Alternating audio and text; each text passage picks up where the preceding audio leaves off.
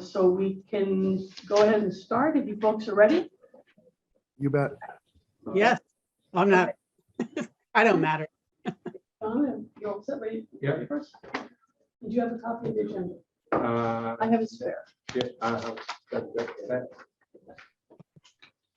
I have a couple more copies of the agenda as well. All right. Okay, let's get started. Carlin, just a heads up, I will have to leave a couple of minutes before 4 p.m. Not a problem. Thank Not you. a problem. Thanks for the heads up on that one. All right. Let's go ahead and get this meeting called to order. My name is Carlin Reed. I'm chair of the PEG Access Advisory Committee. Today is Thursday, June 2nd, and we are being recorded at this meeting. It's a hybrid meeting here at 141 Keyes Road, as well as being offered over Zoom. And we have here present in the room a number of our members. And what I would do first, since one of our members is online, is let's do a roll call. And when I say your name, please say here, present, or whatever else you choose to say. Carlin Reed, that's me, I'm here. Vince Carlson. Here. Corey Atkins. Here. Court Booth. Here, Okay. And also joining us are Cynthia Rainey. And she's going to be the replacement school committee representative at some point in the future. And we also have John Harris here from the town. He's going to be helping us with the request for proposal. And also online, we have Nancy Pierce. She lives in Carlisle and she's been one of our observers. And our select board representative, Terry Ackerman, is also online. So I think we have a good house ready to go. Okay. Do you have a copy of the agenda with you? Yes. Oh, excellent. Okay, great. Okay, so we've done number one, roll call.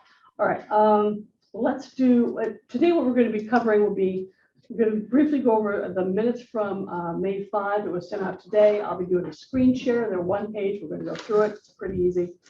We're going to talk about whether you want to do officer elections today. That's going to be optional. We'll talk about the next PEG Access meeting, which will be in September. We're going to take the summer off. And then we're going to be talking about the Comcast renewal update. John Harris is going to be here with us to talk a little bit about the request for proposal process. And the goal for the RFP today is to select the candidate or candidates to interview. We're not going to pick the person who's going to be our cable consultant. We're just going to say, who do you want to have come in and interview for the position? We may or may not get an update from MMN if we can get someone from the studio to appear. Not here yet. I do have some PEG Access awards, which I'm going to ask Corey later on to graciously assist me in the presentations. So that'll be later on. Corey, I'm going to give you the stack of stuff. I'll give you your cue when it's time to do it. That'll be later on. And then we might have a broadband update with Vince here. And then ask for liaison comments and public comments and then adjourn. So that's the schedule for today. Any questions before we start? All right. First thing I'm going to do is I'm going to pull up the minutes from last May 5. This is a one-pager, and this was distributed just a few minutes, well, about an hour ago. But it's only one page. So I think if we do a screen share, we should be able to take a look at it and take care of it pretty simply. All right. Let's see how to do this. Right there. Let's see how that works. How's that looking? Hey, we can make it even larger, can't we? Come on. Yes, we can see it. Good. Okay, let's get this up to 150. How's that look? A little bit easier. I'm going to hide that. Okay. Now, on your screen, Vince, can you hit the top left line to minimize? No, not that one. Left side, the other side. What you've done is you've knocked off the screen. Oh. Yeah, so let's go. Yeah, Let me just get this back. yeah, and go to the top left. No, I'm not explaining it correctly. On this big screen here, put your cursor over here and click that bar there if you can, so that we temporarily hide the videos so we can see what the screen looks like. All right. Move that up. Okay. Okay. All right. Now, folks, if you have I can't see your pictures right now, but if you want to say something, for sure to say it out loud, don't just raise hand stuff. All right, what we have here are the minutes from May 5, and this is a short one pager. We talk about who's attending, did a roll call. We talked about the minutes being approved and future meetings pending Beacon Hill legislation for the first section. Now, one thing here, I have a correction for Vince, is Court was said that he abstained from the minutes because it says he was not present at the March meeting. That really should be April. You see that, Vince? Yeah, that was Okay. an edit So- from the previous So month. that March is going to become April. Okay. And then under the next section, under Comcast renewal update, we talked about the timeline, the population count. John Harris gave us an update about how the RFP was sent out. We talked about possibly changing the percentage. And we did a short discussion about the Concord broadband services. You had the Lusky was not a Y. That is that in this section here? Yes. I just scroll back. one. Ah, there it is, right. All right, and then the other correction that I saw was the name Buske is spelled B-U-S-K-E. There's no Y at the end. Of course, I Okay, didn't I get got to that. it. All right. In section 4, we talked about the Evan Update Awards. We talked a little bit about the Pages Day activities, upgrading Ripley. Court had talked about sending a commendation, which I, by the way, did send a letter out and mentioned it as well, the select board, and then talked about doing some acknowledgements and recognition for student awards and for staff. And then in the section on broadband, Scott noted that the task force draft report is now up. And then Corey had volunteered to make some phone calls and about the status on our ability to use remote access. Then we had liaison comments, and there were no public comments, and that's it. Now, I've shown you the two edits that I had. I'm going to stop sharing unless someone wants me to continue. Are there any other corrections to the minutes of May 5? I'm going to stop sharing right now. Okay, committee members, do you have any edits, any corrections to the edits? Or to you? Looks good. Okay. Corey, what about you? I'm fine. Vince, did you have any questions? Oh, no. Okay. Corey, can I have a motion to accept the minutes as amended? I motion that I move that we accept the minutes as read. Thank you. Court, can I have a second? Yes, please. I second. Thank you. Any more discussion? No. Okay, let's do a roll call vote. Carlin Reed votes yes. Corey? Yes. Corey? Okay. Vince Yes. and Court. Yes. Okay, the minutes are approved as amended. So Vince, please make those two notations and send it to me, and I'll ship it off to the clerk's office for filing. Okay, that's the minutes. Next thing, I want to take a poll of the committees. Do you want to elect officers now, or do you want to wait till the September meeting? Here's the thing. Court is going to be rolling off. Cynthia Rainey is going to be rolling into his place as the school representative. Scott Hopkinson's term finished. He chose not to renew. So that means we have a vacancy. Hopefully between now and September, we will get Cynthia in Court's place and we get a new member for access. So we could wait, or we can have elections today. What's your pleasure? Corey, what do you think? I prefer to wait. Wait, Court, what do you think? Well, I don't think it'd be appropriate for a select board appointee to necessarily preside. I think it'd be better to have a citizen who was not appointed, just for simplicity and clarity on roles. I don't know, Cynthia, what you think. I don't think it's critical. You're on mute.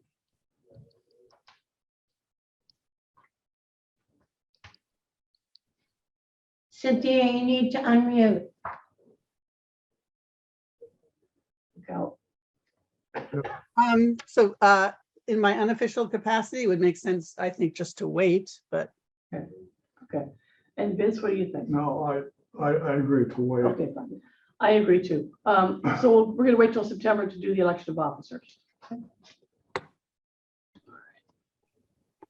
All right, next thing, just to touch base again on the next meeting. That next meeting is going to be September 8th, and September 8th is the second Thursday of the month, so September 8th. And as we get closer, we'll figure out what kind of time, because I don't know what your schedule is going to be like. That sort of thing. By that time, Cynthia, it's your schedule that we'd probably be most concerned about. And school has just started. anytime. I would prefer anytime after 3:30. At 3:30, up until what time on a Thursday? Then it's, it's up to the rest of the participants. Is it possible for us to set a tentative time of 4 o'clock on Thursday? How does 4 o'clock sound to you at this point? Sounds great. Okay, all right. So then Cynthia, Vince, Corey, let's put down 4 o'clock for September 8th. I'll let you know where it's going to be and whether we can do it hybrid or if it has to be in person, depending on how, We will know by what then. happens with your friends at the We legislature. will know by then. Okay, that'll be the next meeting. Okay, and I just also noted down briefly the estimates of times and dates for the next couple meetings, October 6th, November 3, and December 1. We'll figure out those times and as we get closer. Okay, that is that agenda item. Now we come to the part where John Harris guides us through this maze called the request for proposal process. Colin, before we move on, By the way, I'd like to discuss some possible interim activities during the summer. okay, Obviously, it won't involve the committee in Can- meetings. can we but- do that after we do? Well, that's what I was thinking. We could discuss that after. Yeah, as soon as we finish with the RFP stuff, then let's go in and we'll do Right, the. yeah, 'cause John doesn't possible need to summer stay stuff. around. Definitely want to do that. Okay. All right. Okay, John. The floor is yours. Great. So we received 2 proposals for. Hold on. Can everybody hear John talk? I want to make sure the microphone's doing well. Good, good. Okay. we're And I'm fine. not muffled through the mask. Yeah. So we received 2 proposals that you received electronic copies of for RFP 451, the cable television franchise review. They were from KP Law and Buskey Group. For the proposals to be eligible to go to the next round, which is the round to do evaluation criteria or ranking, a couple things they needed to have happen. And all of those proposals qualified. As for our minimum criteria, we had a minimum of 3 previous clients, and each one of these proposals did. We had a minimum of 5 full years of offering the services, and each one of those did. Also, there's a technical requirements that each proposal needs to fulfill. That they had a signed certificate of non-collusion and a signed certificate of tax compliance, which is a federal state rule that they need to comply with. Also, we issued 1 addendum, and to be eligible, they had to acknowledge that addendum, and each of the proposals issued that addendum. As part of the qualitative criteria, which is in the RFP, there are several different items that we qualify, that we will rank the proposals are. The first evaluation Let criteria. me interrupt you. What you're looking at right now, he's looking at the RFP that I sent out as part of the package. This is RFP number 450. And the ranking criteria are contained inside of it, right? On page 7. On page 7. Yeah. So we will not rank today, but these are just the areas which we will rank the 2 proposals to determine which one we want to have. One is the approach to the project, whether they have similar project experience, their quality of the signed personnel, their quality of references, the evaluation of the proposal, evaluation of the presentation, and that's what we're here to do today, is to determine whether we want to interview both of these proposals and their financial stability. So we will rank them after the interview that goes on, because we'll have more information after the interview. But that is the process. Now, with the request for proposal process, it comes in two groups. One is the technical proposal, which we rank them, and the second is a price proposal. We do not have to take the lowest price.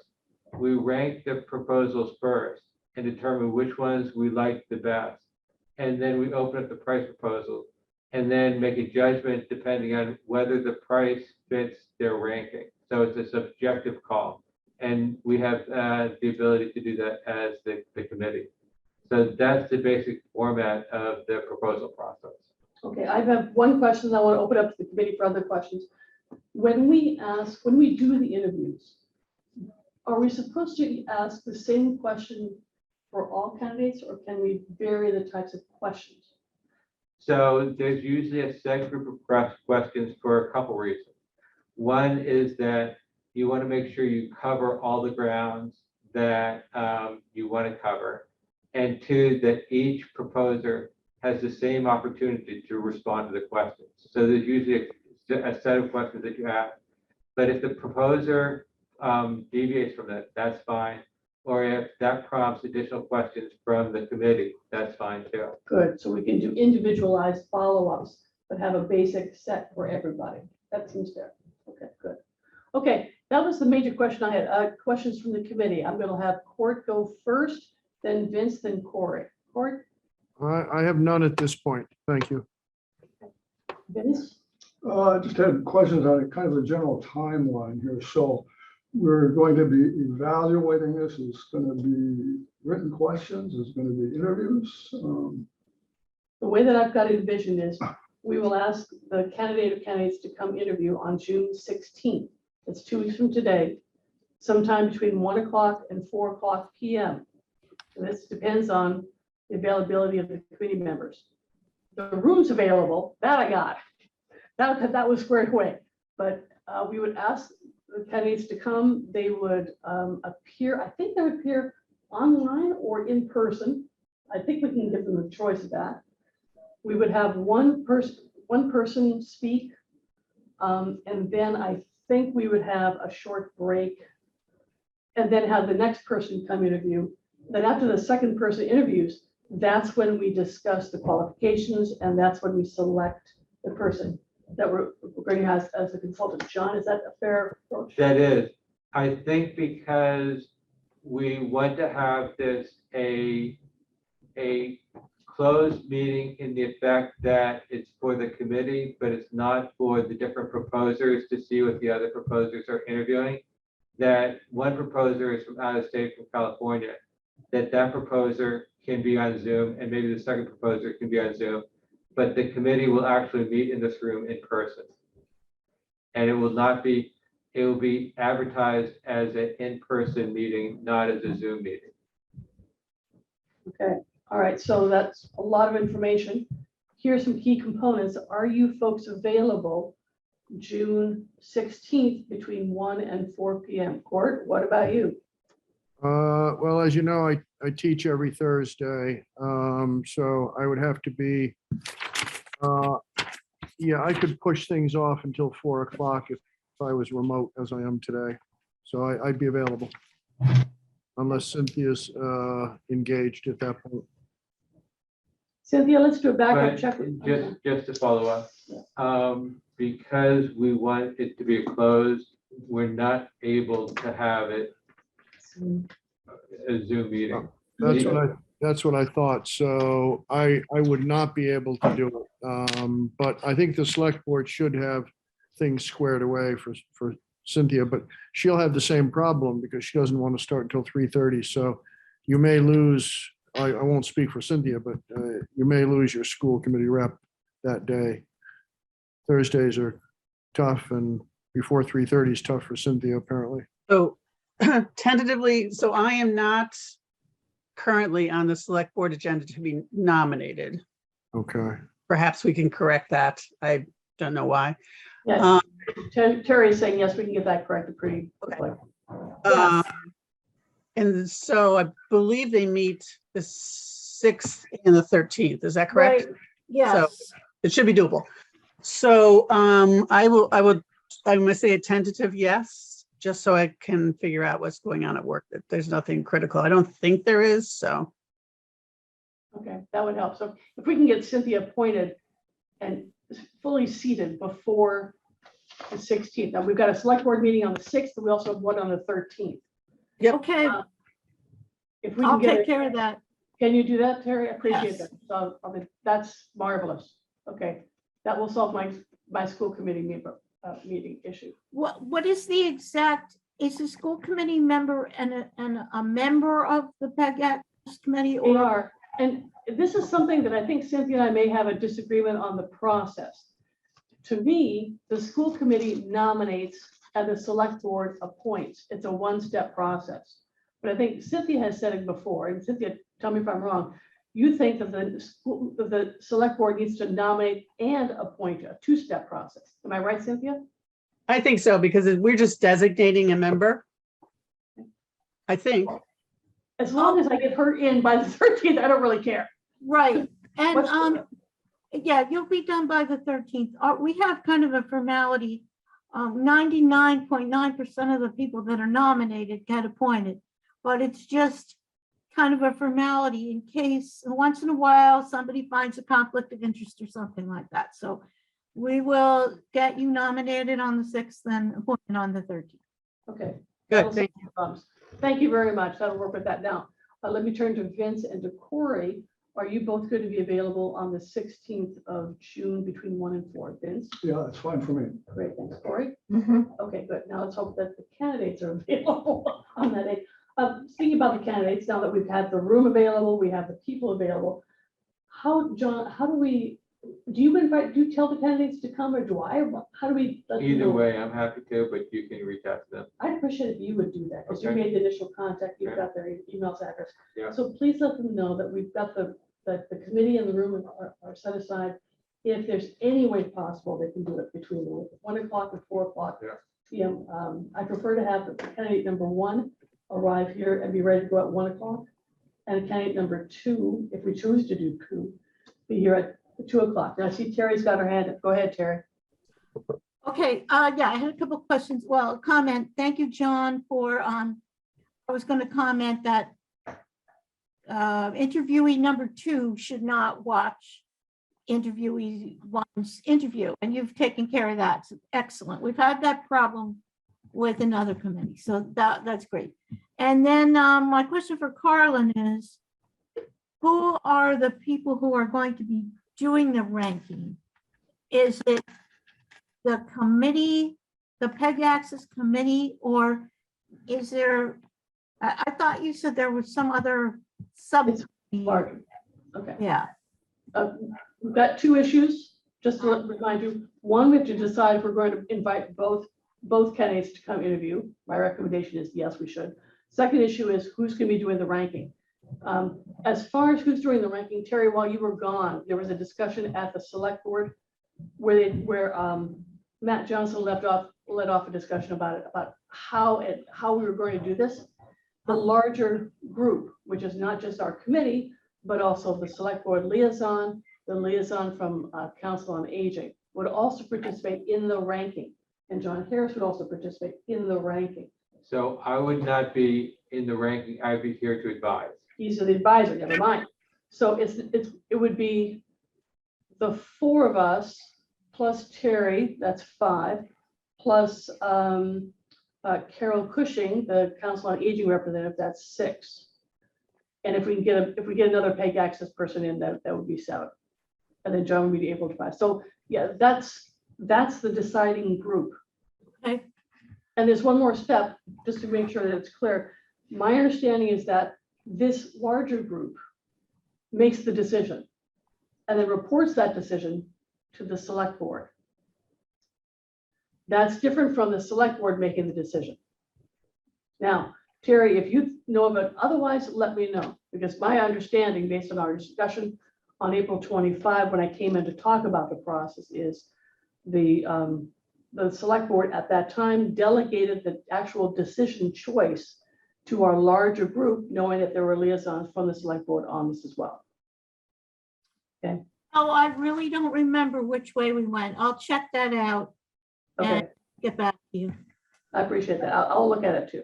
Okay, so that's the process of not making a decision. Now let's go back to the previous point. Whom do we invite? Do we invite 0, 1, or 2 candidates? Corey, what do you think? Two.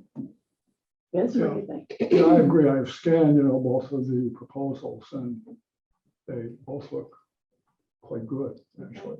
Court, what do you think? Agreed. They're both credible candidates. All right. And Cynthia, I'll ask you for your opinion as well. I agree. Okay, and so do I. All right. So that's what we're going to do then. We need to take a formal vote. We've got pretty much a consensus on this. Yeah. Is that we're going to invite 2 candidates to come join us. So if you please express that to both the Busby Group as well as to KP Law. We'd love to see them on the 16th. I will do that. Okay. Okay. All right. Does that make sense, folks? All right. Okay. Is there anything else as far as the Comcast renewal update and the RFP process that we need to discuss right now, John? No, I think it's a question of being prepared to interview the candidates on the 16th, and then to after we do that, we will stay and make a ranking from our opinions of the candidates, and then open up the price proposal and hopefully come to a decision on who we want to recommend the award to. Okay. So that's what you can expect on the 16th of June. Correct? What if one of them can't make it, or both of them can't make it? Well, then I'll We schedule another time. Yeah. We'll go through this whole thing.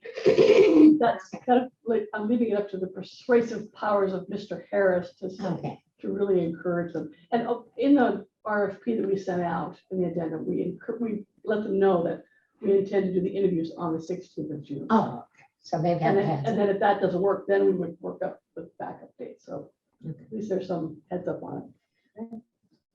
All right, okay. I have, I know one other question. In doing the questions, John, does one person have to collect the questions, or can we just come with our own set? So How these does that questions should be set before the meeting. work? Okay, And so you can delegate anybody to write the questions with advice or suggestions from other committee members. okay, But there should be one question, and each that set of questions should be asked about candidates. okay. All right, so we need a question collector, in other words. Yes. Okay. Anybody want to do that? Sure, Just as we mull that over, just an add-on, John, I don't know if you've seen it done this way. Sometimes we will not only have the prepared questions, we'll actually arrange for person 1 to ask question 1, person 2 to ask question 2. So there's as much uniformity as possible, knowing full well that after the standard questions, there's no telling where it might go because they sometimes ask us questions. I see that done, and that's a good process. Okay, I like that. That makes sense to me. All right. Then, since I'm not getting any volunteers, I'll go ahead and be the question collector. And the process, if you have questions, send it to me. I'll put it into a sheet, try and group them so I don't have duplicate questions. And then do I send that same collection up to the committee? How do you do So this? I don't want because of public meeting, Yep. Open meeting law, you probably would just be the repository of the questions. Okay. And then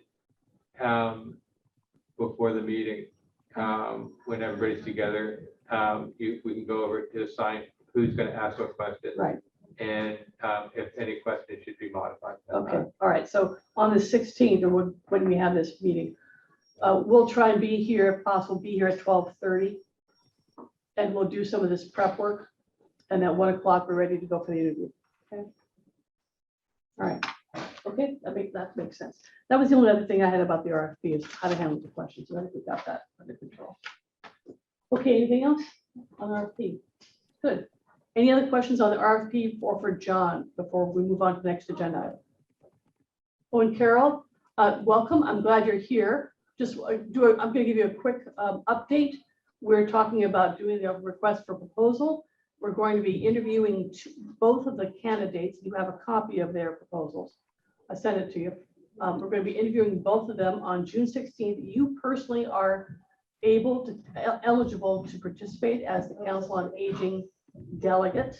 If someone else takes your spot, feel free to let me know because that person will be the delegate.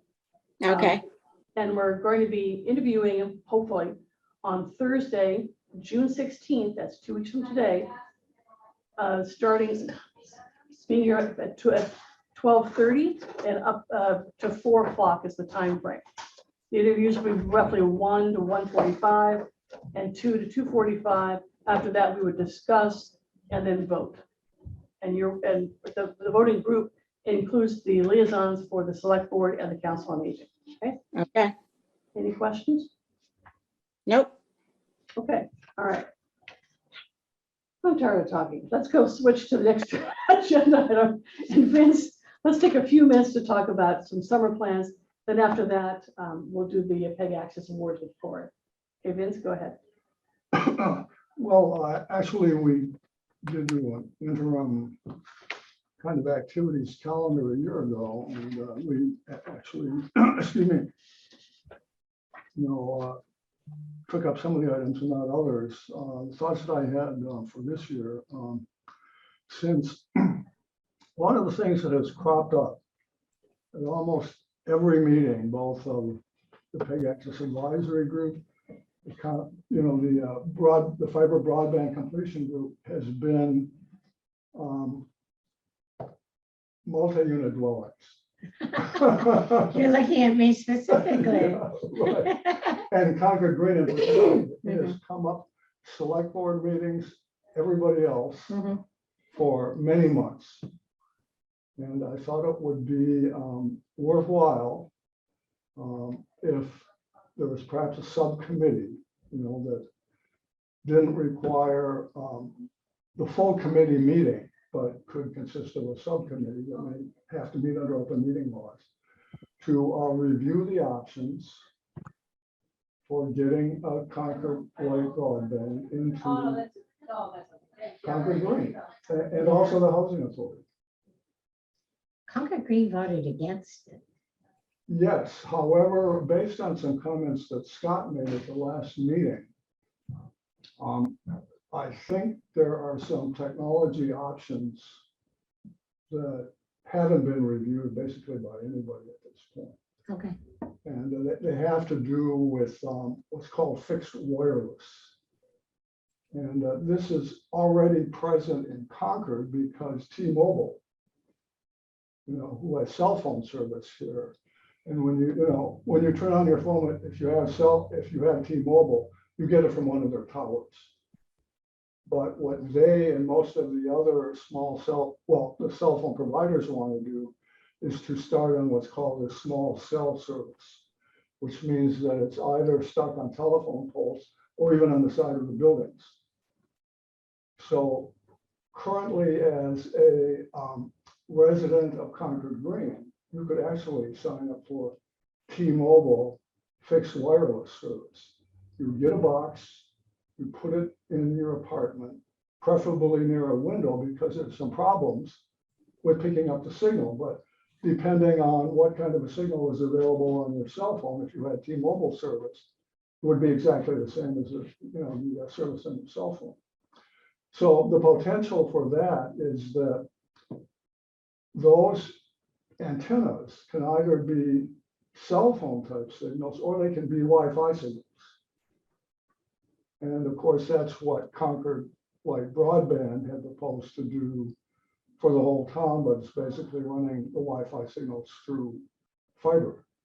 Okay, so what you're proposing as a summer research project Yes. is, Is to basically explore the options for doing it. And ideally, even, since it's pretty obvious at this point that one of the major customer opportunities for Concord Light Broadband is multi-dwelling units, Is multi. multi-unit dwellings.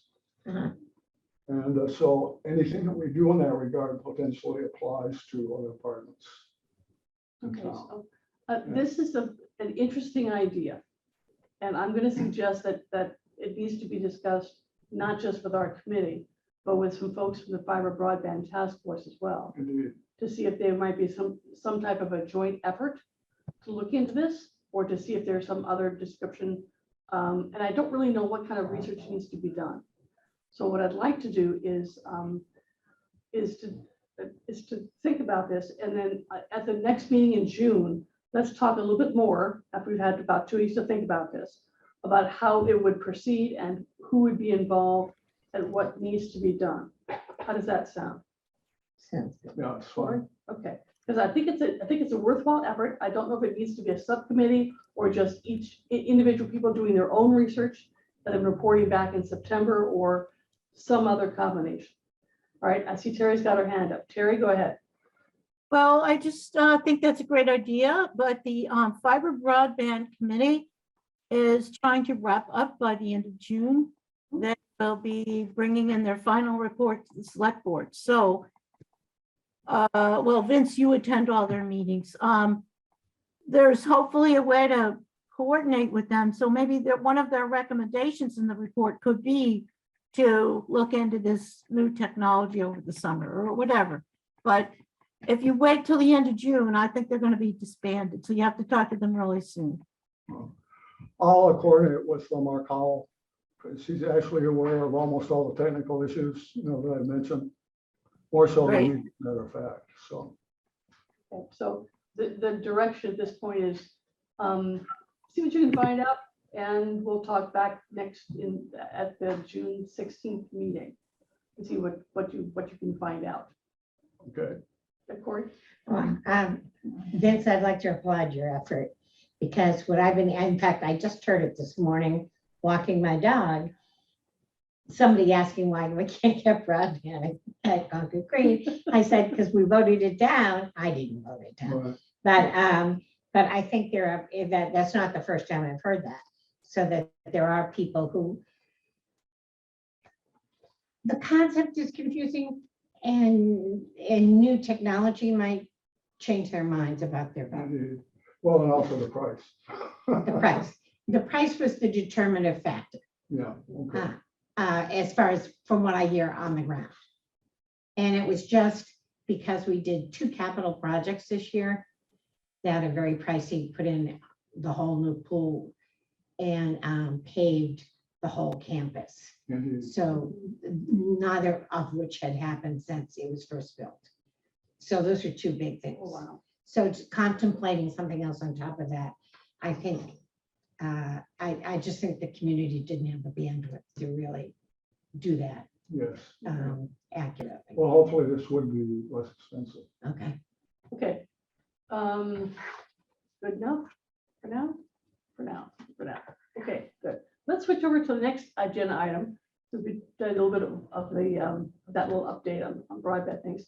And- John is, I'm sorry? you're welcome to stay. Some other, appointments. Are these to distribute? Are Yes, these- I will give these to anybody who wants these. These are the 2 proposals. I already have a copy of that. And this is the technical proposal like that. So you'll have a copy. Okay, what we're gonna do now is we take a slight switch to the, we don't really have anybody from Media Network here, but we do have some awards to give out. So what I'd like to do is give a short little presentation, and then I've asked Corey to help me make this presentation to the camera, I think, and later on I'll deliver the certificates to my colleague over at the station to the others as well. Did you have these in specific order? Kind of ish. Okay, then Let me see. no, I'll just do this. I was looking at the names That's fine. to see if I could pronounce. Everybody? Do your best. For all of them.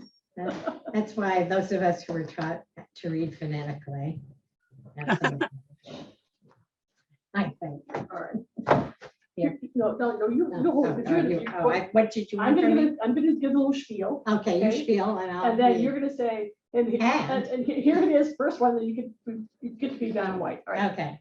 Okay, this is the second annual program, PEG Access Program Awards. We did one last year here in this same room where we presented a plaque to Mark Polly on behalf of staff members plus programmers for their work during COVID. This is the second iteration, and this is a staff recognition because I don't think they get enough recognition for all the work that they do. We don't know all the stuff they do, but for example, they've been working on several. They were asked recently to help members of this a teacher in the school system, a high school teacher, who wanted their class to start filming the weather report. Or maybe you remember last time from the last time we had this. The high school students doing a weather report, but they want to start that up again, and they came to see Mark Polly, and he said, "Okay, let's see if we can get these cameras to work." Having it done in the studio itself. So they do a lot for us. So I've put together a collection of people to give recognition to. I want to get this. There we go. There. Okay, and what I'm going to do is ask Corey to read the names. We have a couple of folks, and we thank them very much for their work. And I hope you'll be watching this video so you know that you've got a certificate waiting for you. Okay, Corey, go ahead. Who's the first one? Sean O'Donnell. Okay, Sean is one of their part-time videographers. Yeah. And he is probably the most recent hire for MMN. Scott Hopkinson. Okay, now Scott's not an employee, but this is the end of his term, and this is a recognition for him doing a really good job on the PEG Access and also serving on the Fiber Broadband Task Force. Now, someone we've never heard of, Court Booth. Oh, yes.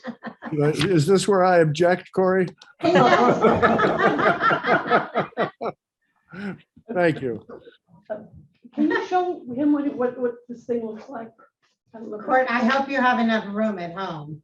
I'll find some wall space. Thank you very much, everybody. Thank you. Okay, all right. Aaron Stevens. And this is for Erin's work as the public information officer in charge of Minutemen Media Network. She's Mark Polly's boss. Mark Polly. And that's the station manager himself for all the work that he has to put up with, including me. All of us. He's okay. Is this Tori? Tori. Tori. That's my handwriting. Oh my God. Wesnowski. Tori Wisnowski is one of the two lead producers. She's working right now on a number of programs for public access. She's in charge of the Channel 8 programming right now. She's looking for programming efforts. So she's in charge of that. That's Tori. Matthew Bevan. Barron. Barron. Yeah, Matt Barron is the other lead producer for the studio. He works on. He's also one of the technical people involved at MMN. Isabella Germino. Isabel Germino is one of the part-time videographers. She has been with us, working with MMN for a couple of years now. Arcady. Try it. I don't know. Barstein. Barstein? Sure. Okay, it's Arcady. He's one of the part-time videographers. And he's the one you'll see recording often for the select board. So Terry, he's the one who comes in and says, pulls the microphone closer to your mouth more often than not. Okay. And Andre Paul. Andre is another part-time videographer who is from Concord and went to school at CCHS as well. Okay, so that's our list of honorees for this year. Thank everybody who received one of these awards, and congratulations. Terry, go ahead. Yes, I want to thank Court for your service, and Scott, both of you very knowledgeable, very helpful. And I especially really want to thank Mark Polly. If everybody probably knows, that large room in the townhouse has been unusable for many, many years, even before COVID, because no one could hear. And we would cram into the small room. And Mark Polly figured out how to hook up some special speakers I don't know what the heck he did. The guy's a wizard. He never says no. He said, let me try it. Let me try this. Let me try that. And now that room is usable. That's only one example of all the things he does. He's amazing. We should be really, really thank him for all his contribution. Very good. Thank you, Terry. Appreciate that. Yeah, I'd like to second that. I think not only does he bring technical competence, he brings this, we're gonna try, to any problem he encounters. And no, seriously, and that attitude has brought us a long way. And as Terry knows, he's not the first or second person to try to solve that hearing room problem. So he finally overcame the obstacles. Many others have tried. Yeah, and the same with the school committee room. We're still working through it, and he's been vigilant. That's an understatement. He's there hours before and breaks down and is patient with us and the public. So we really appreciate everything. And it's not just him, it's, it's the whole team. I know it's, but he's been training people, and hopefully we'll have some more people that can go out on their own to the school committee meetings. That's how Mark views it, as a training session. I think he's going to be a good educator in that respect. Okay, Cynthia, the spotlight's going to be on you in Court for a few moments. Cynthia, you've got huge shoes to fill, because Court has been part of this process with PEG access since when? 2000, Court? When did you start? Oh, Back to this farther than that. yeah, it's been a bit of Before they had time. televisions, right? Cory?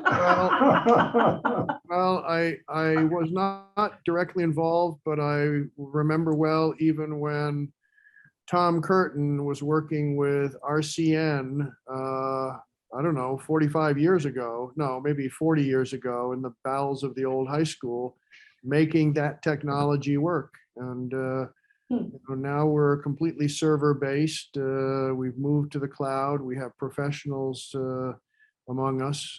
We've come a very long way, and thankfully we've done so right when the times required it. Think about public participation in local governance that's now possible because of what Carlin, your committee is supporting and enabling, and the select board are leading with people like Aaron and Mark involved. So yeah, it's been quite a ride. As Vince, as you know, you've tracked the progress of this technology too, and the people who made it work. Well, and you were the guy that wrote me into this thing to begin with. Of course, Bob. Ah, I was at a town meeting and, you had made some comments on that, and I talked to you after that and said, hey, you should get involved. Yeah, be careful what you ask for, Vince. well, I'm not even going to try to fill the shoes. I'm going to try to represent the school committee as best I can. And I'll be learning a lot. So, and I might make a few phone calls to Mr. Booth. Always ready to pick up. Make it a Zoom call. Okay. Thank you all very much. I think that will conclude this section of the PEG Access Program Awards. Again, thank you very much for those who received the awards and for those who helped me present this little doohickey thing. It's been a lot of blast. It's been a good blast. Okay. Next agenda item. I think we've done a little bit about a broadband update, but Vince, is there anything else that we need to discuss, because we're winding up the meeting? I don't know much more than, what was in the minutes for the last meeting. I think Terry may be more up to date on that than I am at this point. Well, let me ask you, when do you know when they're going to come before the select board, fiber broadband? Is that the 13th? Yes, actually it is the 13th, yes. Okay, so that's when they're going to make a presentation to you, which means that they have to have their report sort of finalized before then at some point. Okay. All right, well, we'll see what happens. All right, let's move on to liaison comments and public comments. Liaisons, Carol, do you have any observations from Council on Aging? You're on mute. Actually, no, I don't. You were at the last meeting. There really wasn't much to say, so. Okay, all right, sounds good. And Court and Cynthia from School Committee? I'm going to say nothing of note. School committee meets again next Tuesday, and with regrets, I'll have to leave now a few minutes early. I apologize. Hope everybody has a great summer. That's fine. Michelle. Thank All you. right, works. Let's see if that works. That works. And Terry, what about select board? Oh, I think we've been covering everything as we go along. Okay, good. Cory? I have a question, and Rose, maybe you can be the ear to the ground on this. Because I'm just experiencing this meeting and absorbing what Court said about public participation being enhanced by this process. And I know a lot of the town meeting is too late for a lot of elderly, and if it's in the winter, the parking and other things get in the way. That I don't know if we can come up with a way where people can watch town meeting and ask questions. I know you can't vote unless you're there presently, but to bring up a point of view, I think would go far in terms of feeling out inclusivity. That's something that hasn't really been discussed, Terry. We've never split that hair like that. Right. That's a good point. Yeah, because That a lot of people with young children, you can't get a babysitter, and and it could cost you $100 to go out that evening to a town meeting, given the rate nowadays. Right. But to have no voice at all, I can understand the voting component as our technology is now. I could argue that both ways later, but having a voice, so they're just not a passive participant. Terry, what do you think? Well, first of all, it's up to the state. And then secondly, it's up to our moderator, Carmen Reese. So neither the PEG Access Board or the Select Board are the decision makers on this. So I do know if you have a representative town meeting, you are allowed to have the entire meeting by Zoom. But for open town meeting, you are not allowed to have it by Zoom, by remote. So the splitting hair that Cory is mentioning, that is something that perhaps you could ask Carmen to look into, or maybe she's already looked into it. But it's absolutely a state law right now, and that's where it would have to go. Cory, would you mind if I took it upon myself to talk to Carmen just to see what she thinks about this concept of not voting remotely, but Right. participating remotely, short of the actual ballot itself? Yeah. Okay. All right, I'll do that and see if I can get a report back Oh. on that. The other thing I wanted to mention was that Carmen has been listening very carefully to people who cannot go out at night. And that's why we've been having town meeting at 1 p.m. on Sundays. And we're about to adopt the calendar for next year. And it's again right now scheduled for 1 p.m. Sunday, April 30th. And it hasn't been voted yet, but we're scheduled to vote that this Monday. So that's on Monday's select board agenda. That's a good compromise. Is there going to be a special town meeting this fall? We're also going to be hearing from Alan Cathcart. Mhm. We're all hearing rumblings that we need that special town meeting, but I don't know if it's about NAGOG water treatment, or we're going to be hearing about it this Monday. Okay. So tune in. All right. I'm about ready to wind up this meeting. Is there anything else from the committee members to discuss for today? All right. Cynthia, do you have any other observations, or Carol? Terry? Okay. Now, how are we doing with adjourning meetings? So Matt Johnson seems to think we can just declare it adjourned. Some take a roll call. Terry, how do you want us to run with this? If part of your quorum is on remote, you have to take a roll call, but the person who had court is not here anymore. So you can do it either way, I guess. So we can be done now. Oh, wait. Hold on. try to do a cartwheel. Yeah, well, that's- I do see a hand raised by Nancy Pierce from Carlisle. Nancy, go ahead. I just wanted to add to your discussion about remote participation, that Yeah. Wayne Davis, our moderator, was very eager to do something about this a couple years ago, and he did a little experiment which failed because he had it in one location where there's elderly housing and none of the elderly residents actually showed up. But I think maybe he might be a resource just to find out, what the complications and difficulties were. That's all. Thank you, Thank Nancy. you. That works.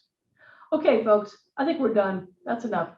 It is 5 minutes of 4 o'clock, and I'm going to declare this meeting is adjourned. I will see you all on June 16th. If there's some change from that, I'll let you know at 12:30 Kai's Road in person. Thank you very much.